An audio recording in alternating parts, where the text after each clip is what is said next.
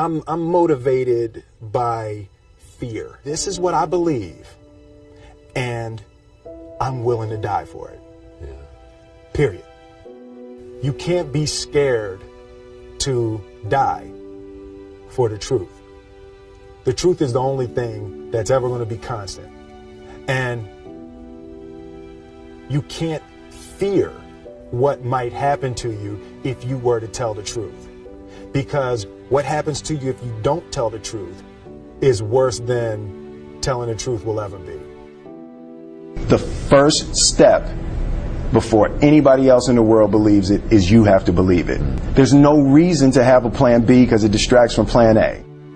And I think psychologically, the advantage that gives me over a lot of people that I have been in competition with in different situations is it's difficult to take the first step when you look how big the task is. The task is never huge to me. It's always one brick. I believe, and I learned very young, that you don't try to build a wall. You don't set out to build a wall. You don't say, I'm going to build the biggest, baddest, greatest wall that's ever been built.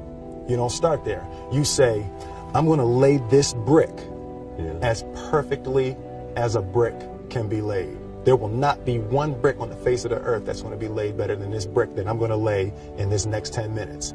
Yeah. And you do that every single day. And soon you have a wall. And soon you have a wall. I've never really viewed myself as particularly talented. Where I excel is ridiculous, sickening work ethic. You know, while the other guy's sleeping, I'm working. While the other guy's eating, I'm working. The separation of talent and skill is one of the greatest misunderstood concepts for people who are trying to excel, who have dreams, that want to do things. Talent you have naturally. Skill is only developed by hours and hours and hours of beating on your craft. I always knew that I could work hard enough. There wasn't an issue with discipline, or there wasn't an issue with the ability to sacrifice or the willingness to sacrifice. There's no easy way around it. No matter how talented you are, your talent is going to fail you if you're not skilled. You know, if you don't study, if you don't work really hard and dedicate yourself to being better every single day. This one year, my father had his shop, and he decided for whatever reason that he wanted a new wall on the front of his shop. So he tore down probably about 16 feet high and probably about 30 feet long. He just completely tore the wall down, and my brother and I had to dig a 6-foot hole. We for were the mixing foundation. For the foundation. Right. We would mix in the concrete by hand. A year and a half. We were building this wall for a year and a half. Every day after school, we would come and mixing concrete, putting it in the hole, doing it. And it was just myself and my little brother. And I remember standing back, looking at that wall, saying, there's going to be a hole here forever. A year and a half later, we laid the final brick. And my father stood back with my brother and I know he planned this. He says he didn't, but I know he had been planning this and writing this for his for the past 2 years. But we stood back, we looked at the wall, and he looked at me and my brother and said, "Don't y'all never tell me that you can't do something," and walked into the shop. As a child, my parents always told me you could be whatever you want to be. You could do whatever you want to do. And you know, that office, that position, the highest office on the face of the earth, it was something I heard my parents saying it, but I didn't totally believe it. Yet I went out in the world and I carried myself and I held my head high and I stood there and I looked people in their eyes and I talked to people as if I was deserving of everything that this planet has to offer. I really want to say to children out there and to people who are watching, Confucius said one time, he who says he can and he who says he can't are both usually right.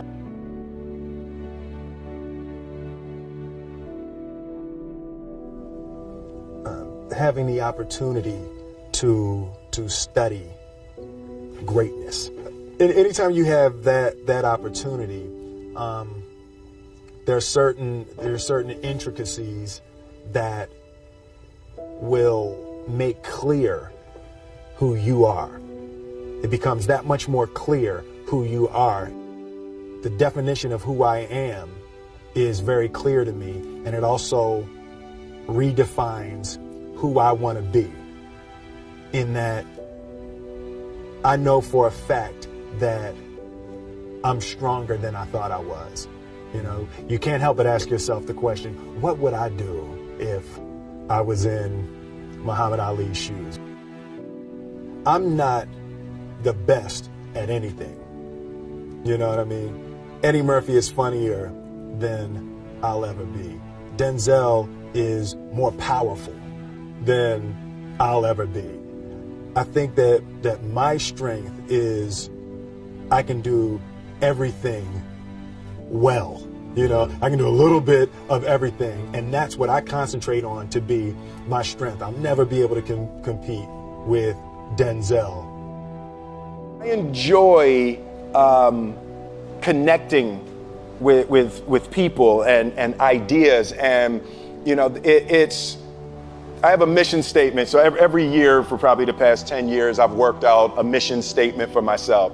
And for the last few years, the mission statement has stayed the same, and it's been improve lives, right? So when I go into something, I'm looking for how the quality of this piece could potentially improve lives. But it's all along the way. It's when you make the movie and how you're interacting with people in the process. And, you know, the concept of improving lives runs through the center of everything I do. And then I realized that the way to improve lives is to continually improve yourself, right? So with that, every morning when I get out of the bed, you know, I haven't fixed everything in the world yet, so there's always something to do.